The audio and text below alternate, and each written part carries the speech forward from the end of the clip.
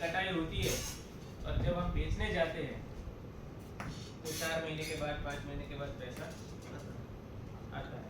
ठीक है, नियमित रूप से मान लो कि जिस तरह से ये दूध का धंधा है, दूध में क्या होता है करीब 10 दिन पे तो आपको पैसा मिलता रहता है ना, लेकिन खेती में ऐसा नहीं होता है। ठीक है, और ये दोनों से पर्याप्त रूप में पैसा नहीं मिलता है। खेती में भी क्या होता है, जब हम खेती करते हैं किसान लोग, तो मान लो कि कोई एक गांव में किसी किसान ने कोई एक फसल उगाई, मान लो कि टमाटर उगाए और बहुत पैसा मिला उसको, तो बाकी किसान क्या करेंगे,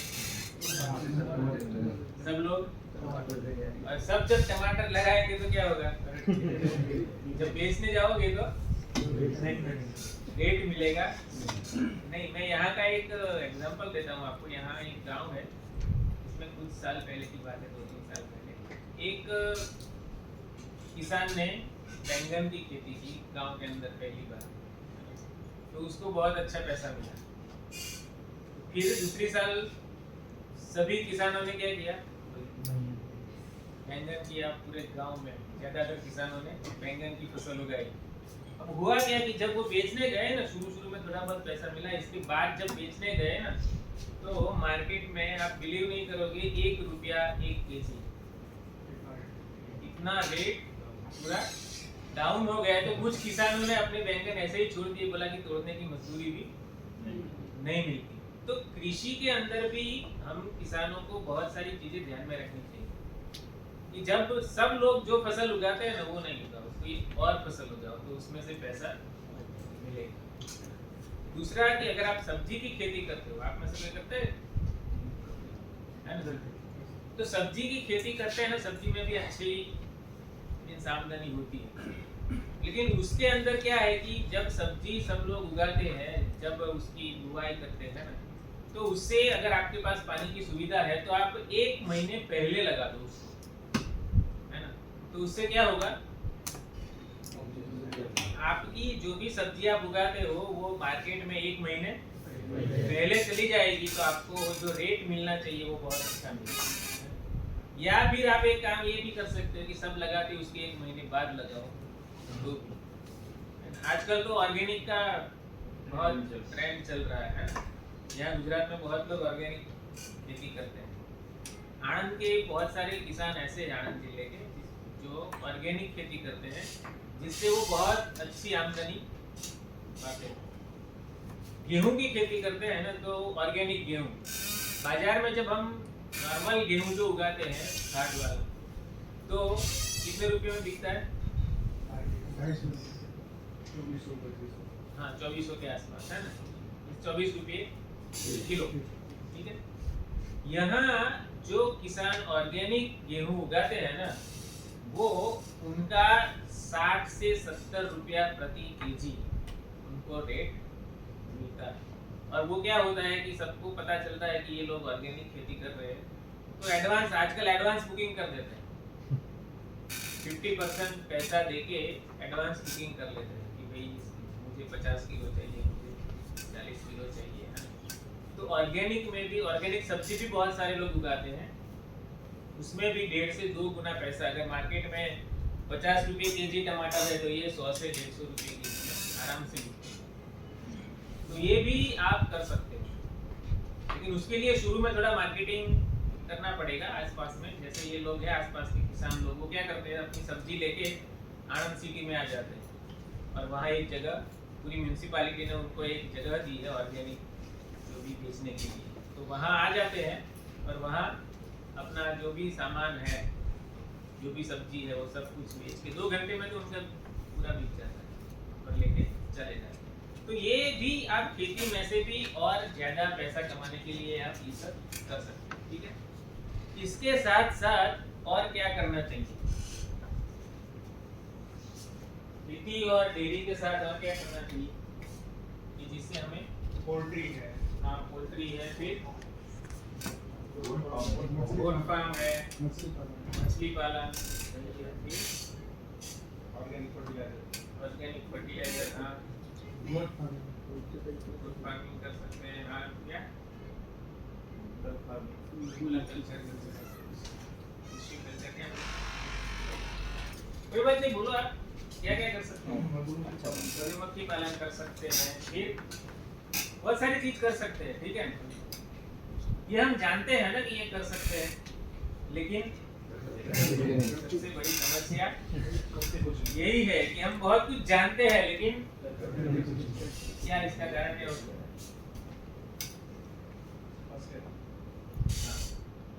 डर लगता है ना। मान लो मैंने पोल्ट्री शुरू की और मैं फेल हो गया, तो डर रहता है। मछली पालन किया लेकिन नहीं हुआ, तो अगर ऐसे ही सोचते रहेंगे तो कुछ नहीं कर पाएंगे।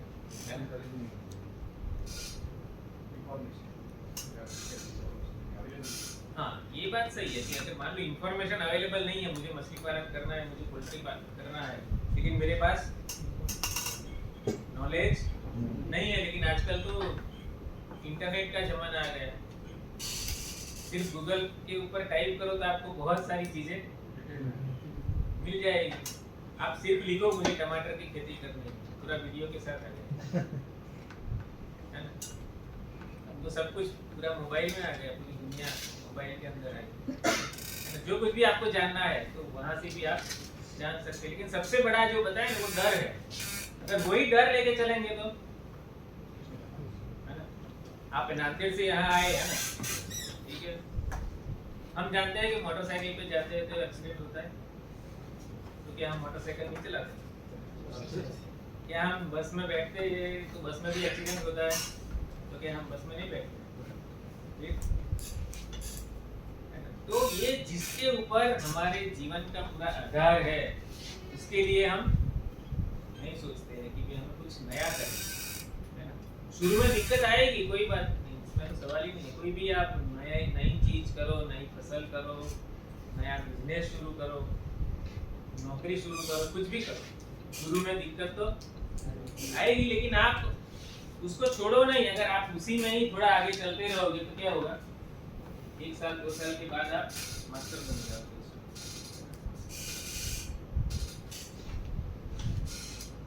तो ये जो एकीकृत कृषि प्रणाली माने संकलित इंटीग्रेटेड फार्मिंग सिस्टम, ये ज्यादातर जो छोटे किसान है उसके लिए बहुत महत्वपूर्ण है।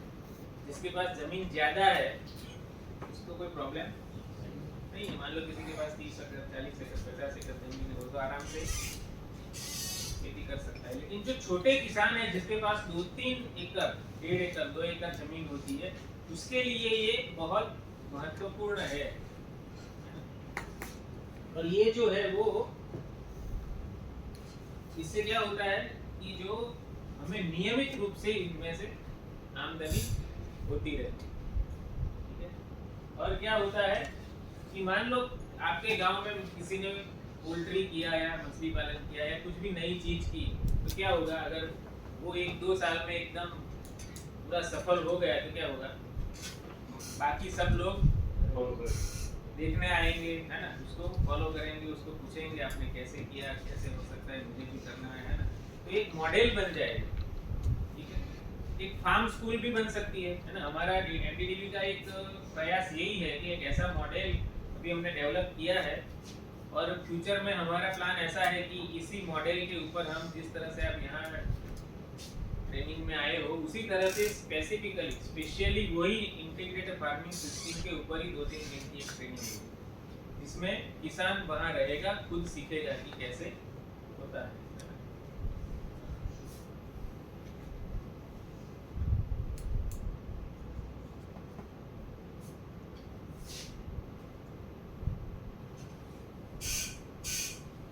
ये पूरी फैमिली है किसान की, ठीक है। हम बहुत सारे फसल उगाते हैं, है ना, धान उगाते हैं, दाल उगाते हैं, कैश क्रॉप, फल, सब्जी, बहुत सारी चीजें उगाते हैं। अब उसमें से जो भी हम धान उगाते हैं या दाल उगाते हैं, उसमें से हमें क्या मिलता है, हरा चारा या तो सूखा चारा मिलता है, ठीक है। वो हरा चारा जो भी मिला, सूखा चारा, वो हम किसको खिलाते हैं, हमारे जो दूध देते हैं जो पशु, उनको हम खिलाते हैं, ठीक है। उससे हमें क्या मिलता है, दूध मिलता है, और दूध से परिवार को जो भी अपनी रिक्वायरमेंट है, अपनी जरूरियात जो है दूध की, वो पूरी होती है और बाकी का दूध बेचते हैं जिससे पैसा मिलता है। अब पशु से हमें क्या मिला?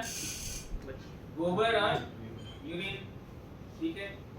अब वो गोबर और यूरिन इसमें यूज होता है बायोगैस। अगर आपने बायोगैस लगा लिया, आपके वहां है किसके पास? अभी ये जो फ्लेक्सी बायोगैस मॉडल है, वो फ्लेक्सी बायोगैस मॉडल में गवर्नमेंट, भारत सरकार करीब 14,000 रुपया सब्सिडी देती है। तो वो अगर आपने लगा लिया तो आपका जो एलपीजी का जो खर्चा है वो बच जाएगा। 2 या 3 पशु है तो वो 2 क्यूबिक मीटर का जो बायोगैस है वो इनफ है। 7-8 लोगों का अगर परिवार है तो आराम से वो 2 टाइम का खाना सब कुछ मिल जाता है। बायोगैस से हमें क्या मिलता है? स्लरी। ये जो स्लरी है वो हमारे खेत के लिए बहुत बढ़िया खाद है। खेत में अगर ये स्लरी डाल देंगे, ये डाइजेस्टेड स्लरी है, इसमें कुछ होता नहीं है। बाकी जो आप गोबर खेत में डालते हैं उसमें क्या होता है? बहुत सारा प्लास्टिक भी होता है ना, बहुत सारे खरपतवार के बीज भी होते हैं, है ना, सब कुछ होता है। इससे क्या होता है? जब मुख्य फसल जो है उसकी जगह घास बहुत सारा आ जाता है। लेकिन ये स्लरी एक ऐसी चीज है वो जो डाइजेस्ट हो जाती है गोबर गैस के अंदर, तो एकदम प्योर स्लरी है जिससे प्रोडक्शन भी जो है वो बढ़ता है। अब ढंग से हम कंपोस्ट भी बना सकते हैं, वर्मी कंपोस्ट भी बना सकते हैं। अभी बताया ना कि आप उसका भी, उसमें से भी आप कमा सकते हैं। आप कुछ मत करो, लेकिन अगर आपके पास पशु है, गोबर है, तो आप सिर्फ वर्मी कंपोस्ट लगा दो। और वर्मी कंपोस्ट कुछ नहीं, सिंपल बैग में पैक करके दो। तो आज यहाँ आनंद में 60 रुपया 1 केजी वर्मी कंपोस्ट बिकता है, उसमें से भी आमदनी हो सकती है। इसके बाद पोल्ट्री। अगर पोल्ट्री शुरू किया तो पोल्ट्री की जो एक्सक्रेटा है, जो लीटर बोलते हैं, वो मछली के लिए बहुत अच्छा खुराक है। उसमें आपको मछली के लिए कुछ अलग से डालने की जरूरत पड़ेगी नहीं। अगर तालाब है और तालाब में ये पोल्ट्री की लीटर अंदर डाल दो तो उसमें से अलग से आपको कुछ खाना देने की जरूरत नहीं। तो पोल्ट्री से हमें अंडा भी मिलता है और मीट भी मिलता है, तो उससे भी आमदनी होती है। फिश से भी आमदनी होती है। अगर फूल की खेती किसी ने की है, तो अगर हनी भी लगा दिया 2-3 बॉक्स, तो उसमें से भी पैसा मिलता है। तो ये एक ऐसा मॉडल है कि जिसमें जो भी फार्म के ऊपर जो कुछ भी चीजें मिलती है उसका पूरा उपयोग किया जाता है। उसमें कोई भी चीज वेस्ट नहीं जाती है ना, हर एक चीज का पूरा उपयोग हो जाता है 100%। तो इसलिए ये जो इंटीग्रेटेड सिस्टम जो है वो इसलिए जरूरी है कि उसमें से आप बहुत सारी इनकम कमा सकते हैं। और ऐसा जरूर नहीं आप सब कुछ करो कि मधुमक्खी भी करो, मछली भी करो, पोल्ट्री भी करो, गोबर भी करो, सब। अगर 1 या 2 चीज अगर इसमें से करो तो भी इसमें से क्या होगा? आपको नियमित रूप से पैसा मिलेगा।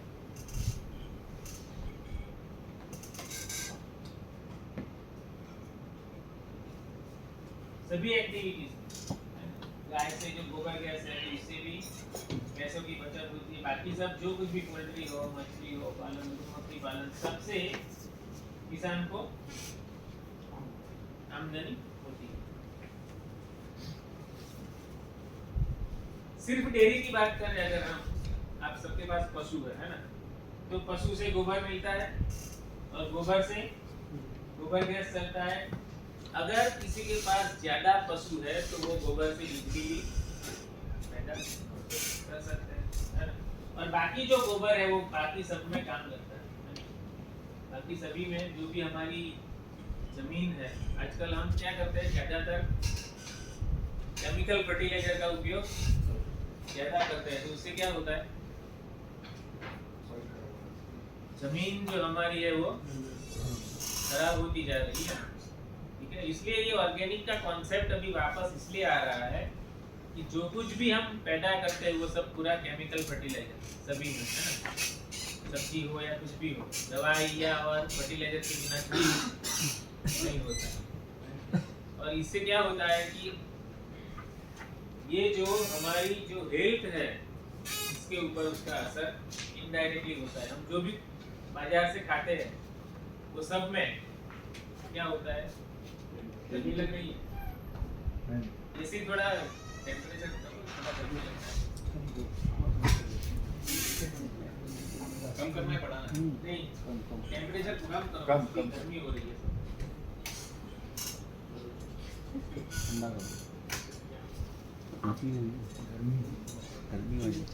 अगर मछली पालन भी अगर करते हैं तो मछली पालन से क्या होता है कि कई बार ऐसा होता है कि जो बारिश जो है वो हमेशा नियमित रूप से आती है, जब जरूरत है तब, जब जरूरत नहीं है तब आ जाती है ना। हमारी जो खेती है वो पूरा रिस्क कम, अगर आ गया तो ठीक है, वरना तो अगर मान लो हम एक छोटा तालाब भी बनाया जहाँ मछली पालन करते हैं और कोई फसल उगाई है और उसमें एक पानी की जरूरत है, तो आप तालाब से पानी भी दे सकते हैं। आपके मन में अगर कोई प्रश्न हो या कुछ समझना है तो पूछते रहना। इसके बाद है पोल्ट्री। मुर्गी एक ऐसी चीज है जो अगर घर के आसपास है ना तो पूरा जितने भी कीड़े मकोड़े इंसेक्ट है वो सब खा जाते हैं। कई बार पशुओं में वो टीक आ जाते हैं ना, छोटे छोटे टीक आते हैं, ब्लैक कलर के चिपक जाते हैं, तो वो भी वो खा जाते हैं। तो और बाकी जो कुछ भी घर में कुछ बचा है या फार्म में कुछ पड़ा है तो वो सब कुछ खा लेती है। तो हमारे आसपास का जो भी है वो जगह है वो पूरी साफ रहती है। फिर मधुमक्खी पालन। मधुमक्खी पालन का तो आपको शायद कल पूरा सेशन है, उसमें पूरा डिटेल बताया जाएगा कैसे कैसे करना है। लेकिन एक चीज है कि अगर आपके आसपास में कोई फूल की खेती होती है ना, मान लो सरसों की खेती होती है या फिर फूल की खेती होती है, भले आप नहीं करते हो लेकिन आपके आसपास अगर लोग करते हैं तो आपने अपने खेत में या घर के आसपास रख दिया वो मधुमक्खी का बॉक्स, तो क्या होगा, आसपास से मधुमक्खी 2 किलोमीटर के रेडियस में, मान लो मैं यहाँ खड़ा हूँ तो चारों ओर 2 किलोमीटर तक वो जाती है और वहां से मध इकट्ठा करके ले आती है। तो वो भी आप कर सकते हैं।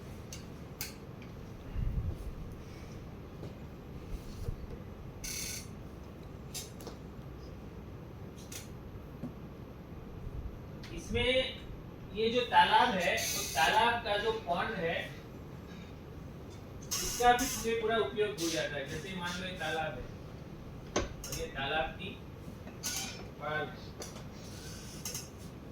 तो क्या किया हमने कि यहाँ तालाब की पाल के ऊपर ऐसे ऐसे हमने फल के पौधे लगा दिए। तो पाल के ऊपर जो भी जगह है उसका भी पूरा उपयोग हो जाता है ना। और अंदर की जो किनार है अंदर वाली, वहां मल्टीकट ग्रास लगा दिया। तो उससे क्या होता है, तालाब की अंदर वाली जो किनार है वो उसका कटाव नहीं होता है ना, और वो मजबूत रहती है और उसमें से थोड़ा बहुत हरा चारा भी मिल जाता है।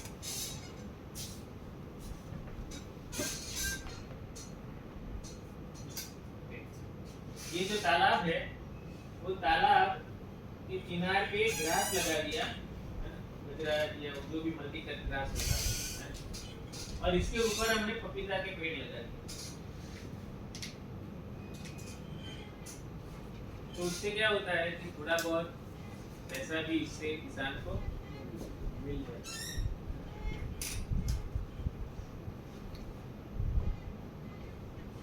मुर्गी में हमने कड़कनाथ मुर्गी यहाँ हम ले आए थे, सुना है नाम कड़कनाथ? सबने सुना है, देखा है कहीं? किया भी है।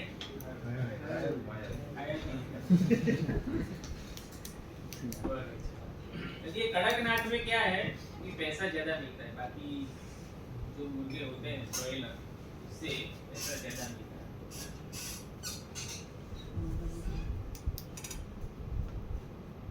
ये स्ट्रक्चर हमने पूरा बैम्बू का बनाया है, ये मुर्गे का स्ट्रक्चर है मुर्गे के लिए। इससे क्या होता है कि जो मुर्गे हैं ना वो यहाँ रहते हैं, तो यहाँ से उसका लीडर जो है वो यहाँ गिरता रहता है ना, और बाकी जो मछलियाँ है वो यहाँ आके खाती रहती है, वो अलग से आपको खाना देने की जरूरत नहीं पड़ती है। इसमें हमने क्या किया, ये जो पूरा बैम्बू का इसलिए बनाया कि अगर पक्का स्ट्रक्चर बनाओगे तो क्या होगा, पैसा ज्यादा लगेगा, लेकिन बैम्बू का स्ट्रक्चर अगर बनाओगे तो कम पैसा लगेगा। तो ये जो तालाब है इसके अंदर इस तरह से ये जो बनाया, नीचे भी बैम्बू लगा दिए, जैसे ये नीचे वाले में भी 2-2 इंच के अंतर पे ऐसे ऐसे बैम्बू लगा दिया। और ये बैम्बू लगाने के बाद अंदर वाला जो पोर्शन है तालाब के ऊपर, उसके ऊपर आधे इंच की जाली लगा दी, जैसे ऊपर बैम्बू के ऊपर ऐसे।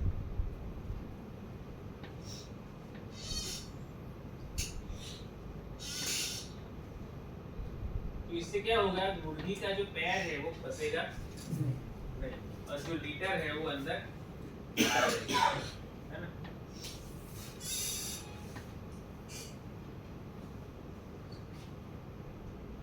ये है कड़कनाथ मुर्गे, है ना, आप सबने देखे हैं, पूरे ब्लैक कलर के होते हैं। और कड़कनाथ मुर्गे के चूजे जो है वो हम लोग शुरुआत में झाबुआ है मध्य प्रदेश, वहाँ से ले आए थे। वहाँ कृषि विज्ञान केंद्र है, और वो कृषि विज्ञान केंद्र में उनको जगह हो जरा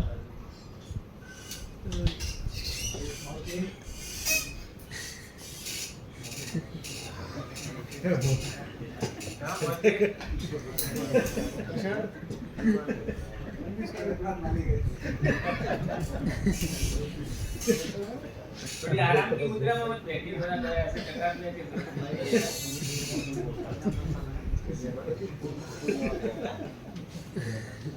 ये लंच के बाद का सेशन है, तो थोड़ा मैंने पहले से ही बताया।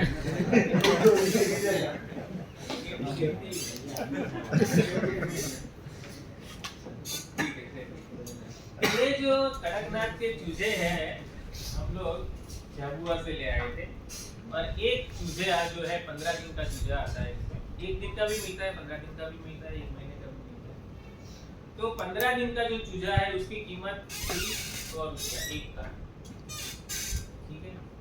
और वो हम वहाँ झाबुआ जाके 200 चूजे ले आए।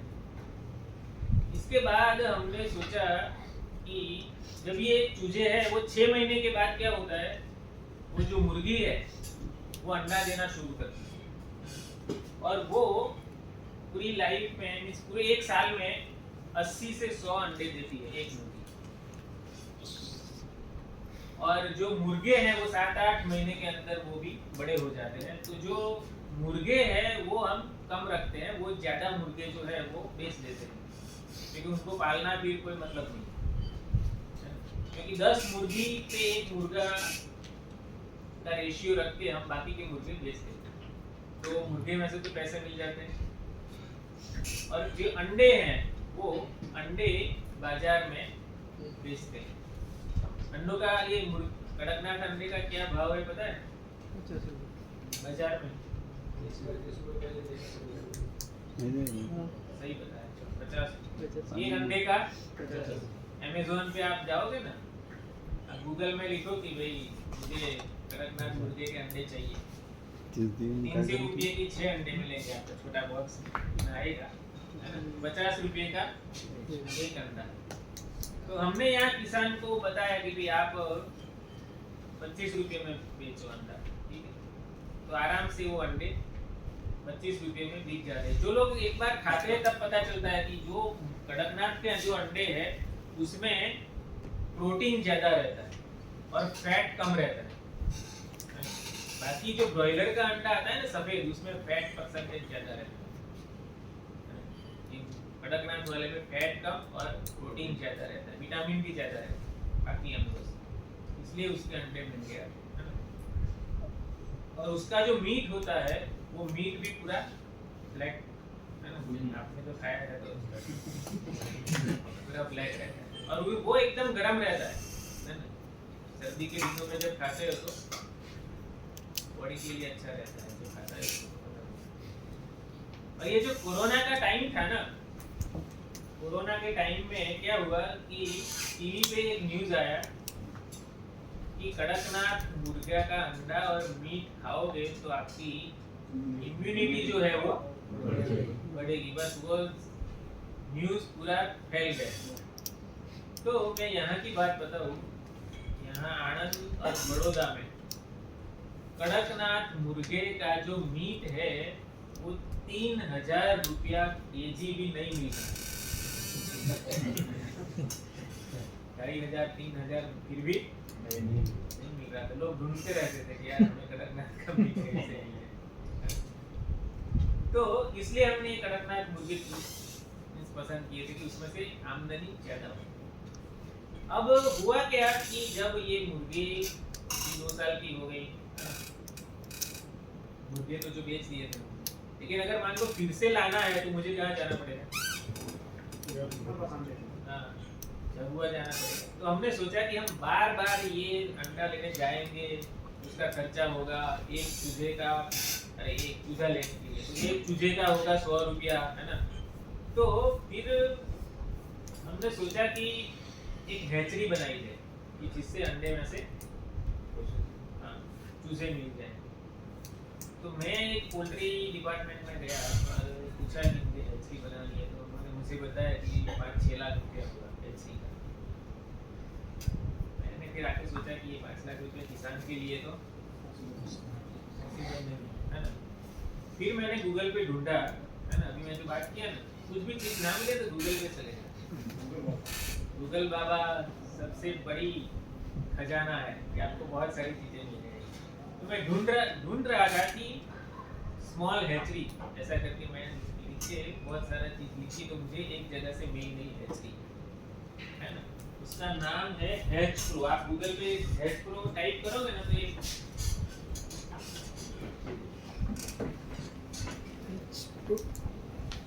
छोटी सी मशीन जो है, गूगल पे टाइप करो आपको वीडियो के साथ मिल जाएगा,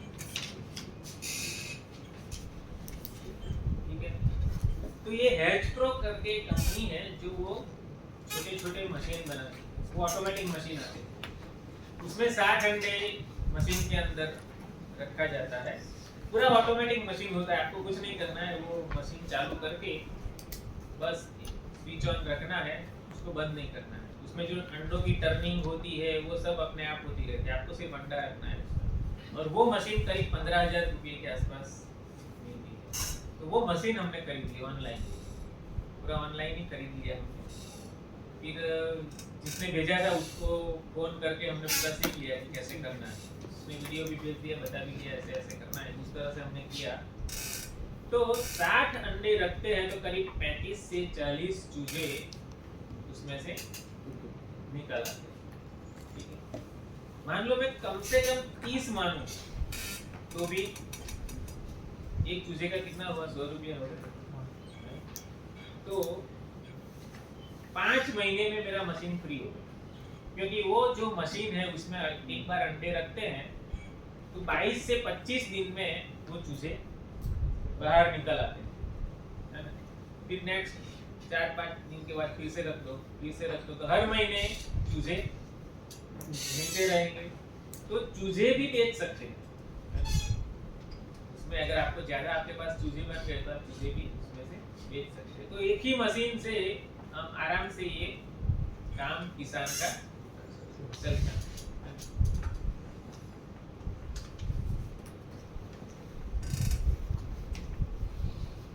ये जो मछली के लिए अगर तालाब बनाना है तो उसकी जो गहराई है वो 1.5 मीटर के आसपास रखनी चाहिए, ज्यादा गहराई नहीं रखनी, है ना।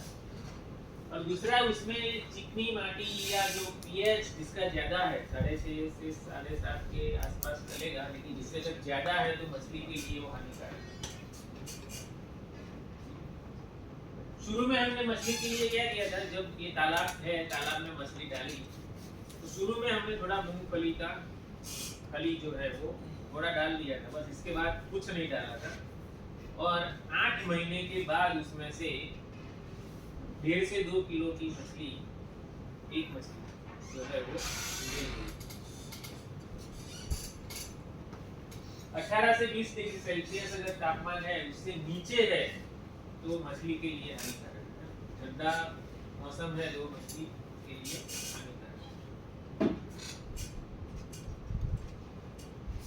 अब मछली में भी हमने गूगल पे जाके ढूंढा और बहुत सारे जो फिश एक्सपर्ट है ना उनसे जाके हमने मुलाकात की थी। हमें तो मछली के बारे में कुछ पता नहीं था, जानना था। तो यहाँ एक बंदा है मछली पालन का बहुत सालों से काम करता है, उसके पास जाके हमने ज्ञान प्राप्त किया कि मुझे मछली पालन करना है तो कौन कौन सी मछली मैं पसंद करूँ, कौन सी स्पीसीज मुझे लगानी चाहिए, किसकी डिमांड है ना। तो इसके बाद हमें पता चला कि ये जो मछलियाँ है ना उसका रहने का जो सिस्टम है वो भी एक अलग है। ये जो तालाब है मेरा, तालाब के अंदर क्या होता है, ये जो 3 प्रकार की हमने मछली डाली, रोहू, कटला और मृगल। तो ये जो रोहू है वो क्या होता है कि वो ऊपरी स्तर जो है यहाँ रहती है। ये जो कटला है ये बीच में रहती है और नीचे जो है वो मृगल में।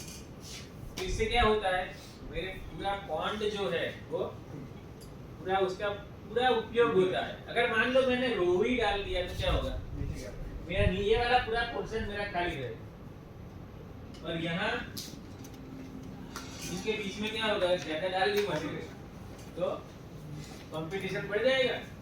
अगर आपको एक ही कुर्सी में 2-2 लोग बैठने के लिए बोल दे क्या होगा, झगड़ा होगा। तो ये तालाब में भी ऐसा ही है मछली के।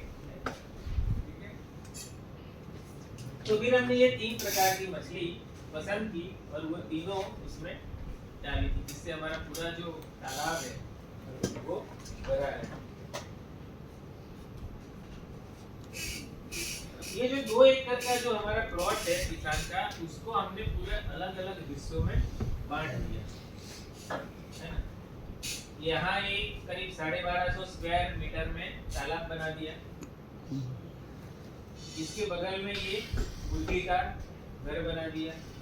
यहाँ किसान का घर है, ये स्टोरेज है, यहाँ पशु का कैटल शेड है। यहाँ हमने करीब 1500 स्क्वायर मीटर में हरा चारा लगा दिया। ऊपर का करीब 2000 स्क्वायर मीटर में मक्का लगाया। करीब 1000 के आसपास स्क्वायर मीटर में यहाँ हमने मूंग लगा दिया। फिर यहाँ थोड़ा कॉटन लगा दिया और यहाँ सब्जी लगाई, बैंगन। और चारों ओर जो पाल है वो पाल के ऊपर अलग-अलग प्रकार के फल के पौधे लगा दिए। लेमन है ना, गुआवा है, आम है, चीकू है, बेर है, सीताफल है। उस टाइप के 10-10 पौधे पूरे चारों ओर लगा दिए। तो ये जो हमारा पूरा फार्म जो है उसका पूरा यूटिलाइजेशन हो गया। कोई भी जमीन खाली नहीं है। उतना ही नहीं, जहाँ ये जो चारों ओर जो ऐसे पौधे लगा दिए ना फल के ऐसे ऐसे, तो शुरू में 2 साल तक क्या किया, बीच वाली जो जमीन है ना 2 पौधे लगा दिए और बीच वाली जो जमीन खाली पड़ी ना उसमें हमने 2-2 रोज की लगा दी गुलाब, तो इसमें से भी थोड़ी बहुत इनकम आ जाती है ना। तो इस तरह से ये अलग-अलग फसल इसलिए लिया कि मान लो कोई 4 में से किसी एक कोई कारण या कोई इंसेक्ट पेस्ट की वजह से हमारी नष्ट हो गई तो बाकी में से पैसा आ जाता है। यहाँ जो हमने क्या किया था कि ये स्वीट कॉर्न मक्का लगाया, मीठी मकाई आती है ना जिसके भुट्टे खाए जाते हैं हरे, है ना, तो वो लगाई। और उससे हमें क्या फायदा हुआ कि वो भुट्टे तो बाजार में बेचे और वो बेचने के बाद जो हरा मक्का बचा ना उसका हमने साइलेज बना दिया। तो वो पशु के लिए बहुत अच्छा चारा बन गया। क्या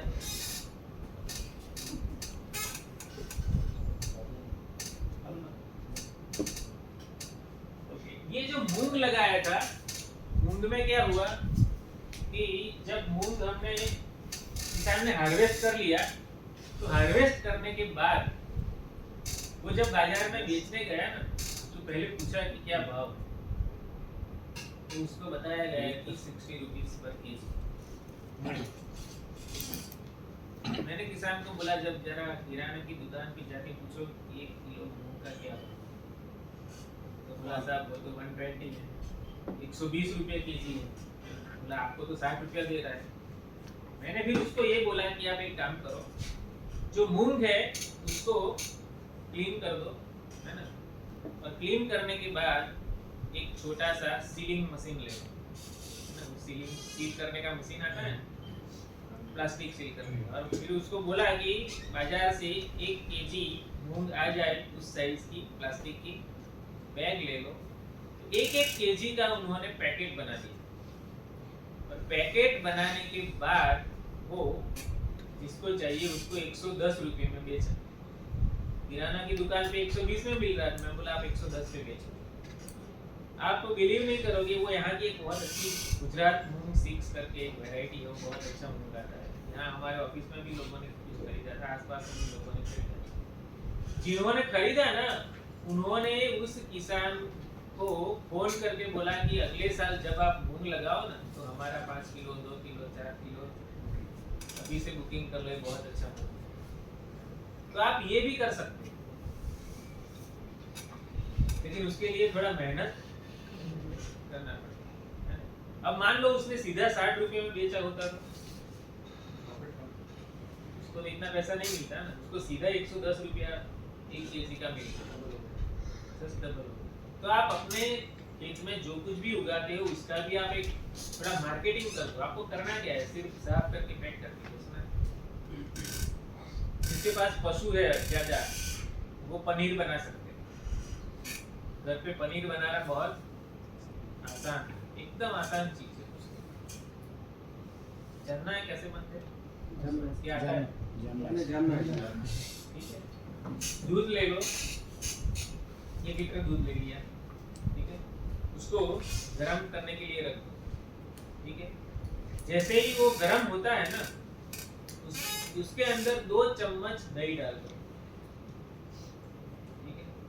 दही डालने के बाद बस उसमें से उतार लो, 2 मिनट के अंदर पूरा पानी और ये अलग हो जाएगा। इसके बाद क्या करो, आप एक कॉटन का कपड़ा ले लो और उसके अंदर वो पूरा डाल दो, पानी सब निकल जाएगा, ठीक है। और वो जो बचा ना, उसको ठंडा पानी, उसके ऊपर ठंडा पानी डाल दो, ठंडा पानी डाल दो थोड़ी, 1-2 लीटर। तो क्या होगा, उसमें से जो कुछ भी बचा हुआ पानी है वो सब पूरा निकल जाएगा। इसके बाद उसको ऐसे करके इसके ऊपर थोड़ा वेट रख दो, वजन, कुछ भी वजन रख दो, और 15, 20, 25 मिनट, बस 15 मिनट के बाद आप देखोगे तो पनीर बन जाएगा, एकदम इजी। जो पनीर बाजार में कितना महंगा मिलता है, मेरे घर में तो मेरी वाइफ यही बनाती है। हाँ, इसलिए गूगल एक हमारा पूरा अभी आजकल भगवान बन गया है। कुछ भी चीज है अगर जानना है ना, गूगल पे टाइप करो, सब कुछ मिल जाएगा। तो आप पनीर भी आसपास के, आज देखो पनीर सबसे ज्यादा, आप कहीं भी होटल में खाना खाने जाओ, शादी में खाना जाओ, एक सब्जी तो पनीर की रहती ही है। तो पनीर बना के भी आप आसपास में होटल में भी पनीर बनाना बहुत आसान, और बहुत सारी चीज बना सकते हो, चिकन बना सकते हो, खवा बना सकते हो, कुछ भी बना के आप उसमें से भी पैसा अच्छा मिल जाता है।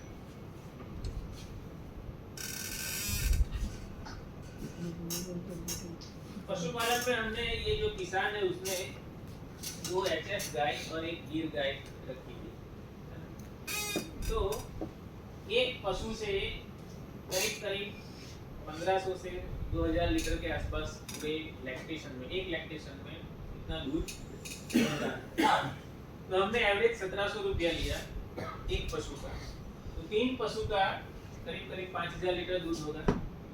अगर हम 35 रुपया गिनते हैं उसका एवरेज, तो भी करीब 2 लाख रुपए के आसपास तो उसका दूध होगा। मान लो 50% उसका खर्चा है, तो 50% तो प्रॉफिट मिलता ही है ना।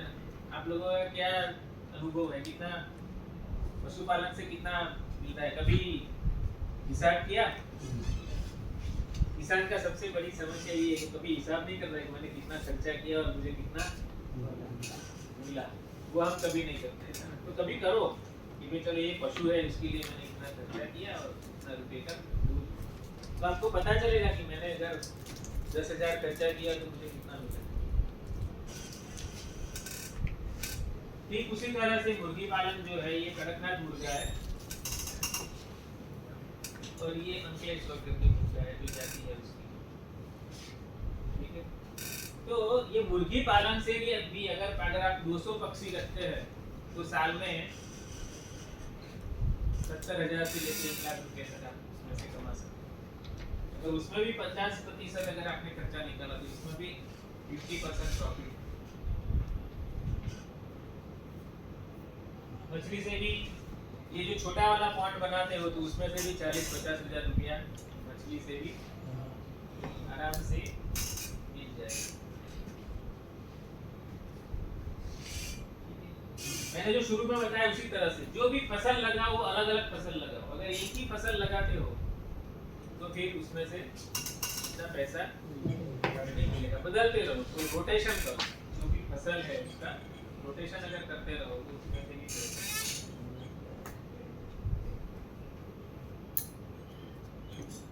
फल के पौधों में भी हमने ये गूसबेरी है, जो छोटे वाले आमले आते हैं वो है, वो भी लगाए थे। चीकू लगाया था, नींबू लगाया था, फिर आम लगाया, पपीता, अमरूद, आंवला। तो आपके वहाँ जो भी फल होते हैं वो आप अलग अलग थोड़े थोड़े लगा दो, तो उससे 2 फायदा होगा। एक, अपने परिवार को फायदा होगा। अगर मान लो मैंने 6-7 प्रकार के फल के पौधे खेत में लगाए चारों, तो परिवार को भी खाना मिलेगा, तो उनकी भी जो स्वास्थ्य है वो अच्छा रहेगा, और बाकी बेच के उसमें से पैसा मिलेगा। फूलों की खेती से भी आजकल बहुत अच्छी आमदनी होती है। सेवंती है, मैरीगोल्ड है ना, गुलाब, ये है मैरीगोल्ड, गेंदा और सेवंती। तो मैरिज की जब सीजन होती है उसको ध्यान में रखते हुए अगर आप, यहाँ किसान लोग ऐसे ही करते हैं, क्योंकि दिसंबर, जनवरी, फरवरी ये 3 यहाँ मैरिज की सीजन फुल रहती है। तो अक्टूबर में कुछ लोग सितंबर में लगा देते हैं, जो दीपावली पे, हाँ, तो उस तरह से फूल लगाते हैं। तो 4-5 महीने में बहुत सारी इसमें इनकम मिलती है। मधुमक्खी का तो आपको कल बताया जाएगा। फिर अब क्या किया, किसान को ये बोला कि जो पूरा जो खेत है ना, तो खेत के चारों और ऐसे ऐसे पौधे लगा दो, तो फूल, जिसके फूल ऑरेंज आते हैं, येलो आते हैं ना, तो उससे क्या होता है, थोड़ा बहुत हमारे फार्म की सुंदरता भी बढ़ती है, थोड़ा अच्छा लगता है। हाँ हाँ, वो अगर पूरे में लगा दो तो वो भी हो जाएगा। फिर घर के आसपास हमारे, हम सब जहाँ रहते हैं, तो घर के आसपास बहुत सारी जगह ऐसे ही पड़ी रहती है ना। तो अगर उस जगह आप ऐसी चीज लगा दो, जैसे एलोवेरा है, तुलसी है, गिलोय है, शतावरी है, लेमन ग्रास है, ऐसी चीजें लगा दो, तो ये हमारे और पशु दोनों के स्वास्थ्य में उपयोग आ जाएगा। ये जो लेमन ग्रास है, वो लेमन ग्रास अगर चाय जब बनाते हैं ना, उसमें इतनी पत्ती तोड़ के डाल दो, तो आपको उसमें नींबू की जो खुशबू आती है ना, उस तरह की लेमन टी। यहाँ होटल में पीने जाओगे, लेमन टी 100 रुपये की एक चाय, उसमें कुछ नहीं, छोटा सा पत्ता डाल दिया और आप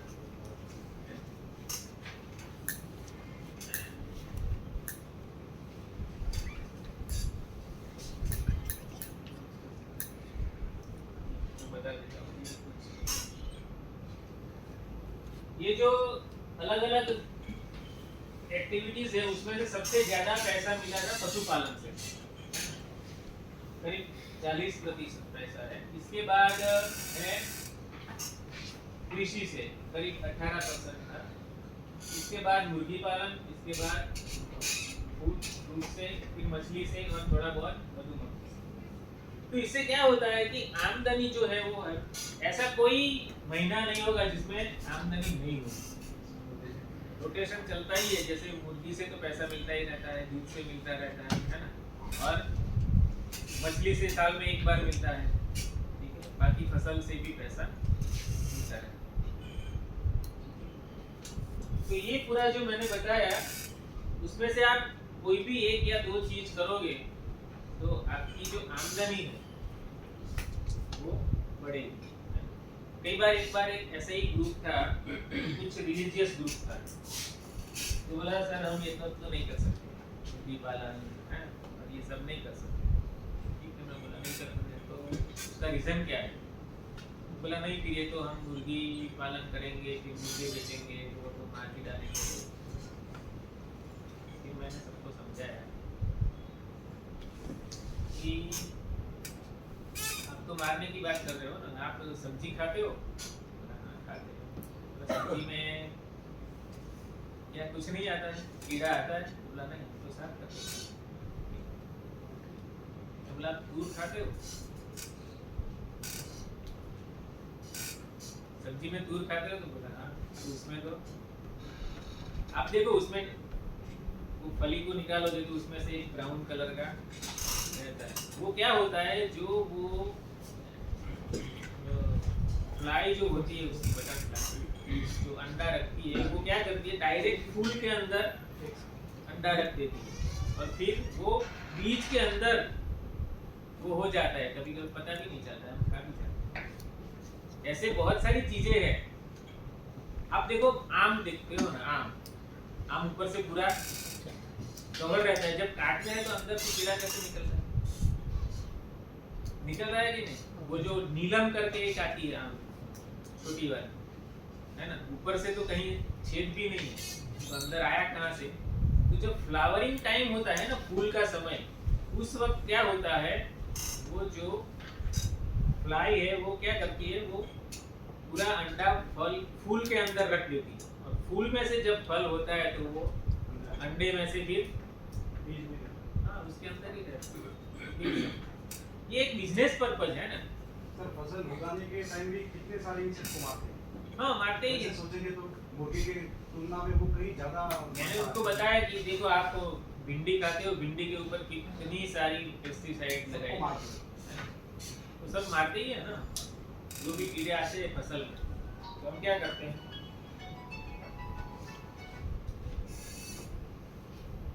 सब कुछ मारते ही हैं। मुर्गी रेडीमेड मिलती है। हाँ सब कुछ मारने के लिए। हाँ बस मुर्गी रख लो, बाकी सबको मार देंगे। अगर बिजनेस करना है तो आपको सोचना पड़ेगा कि बिजनेस करना है। अगर ऐसा ही सोचेंगे तो ये तो फिर हमारे पूरा भारत देश में कितना बड़ा सी कॉस्ट है, दरिया किनारा कितना बड़ा है, सब फिश में नहीं जाता है, हाँ कितने सारे यहाँ से एक्सपोर्ट बिजनेस है। अगर ऐसा ही है तो फिर खेती भी बंद करनी पड़ेगी। जब हमारी फसल में कोई कीड़े लग गए तो फिर हम नहीं मारेंगे। अगर ऐसा ही करेंगे तो नहीं जी पाएंगे। ठीक है, अगर आपको कोई क्वेश्चन है तो बताओ, वरना फिर मैं यहाँ हमारे यहाँ हमने वर्मी कंपोस्ट और कंपोस्ट बनाया है, वो कैसे बनता है वो थोड़ा आपको दिखाने लगा।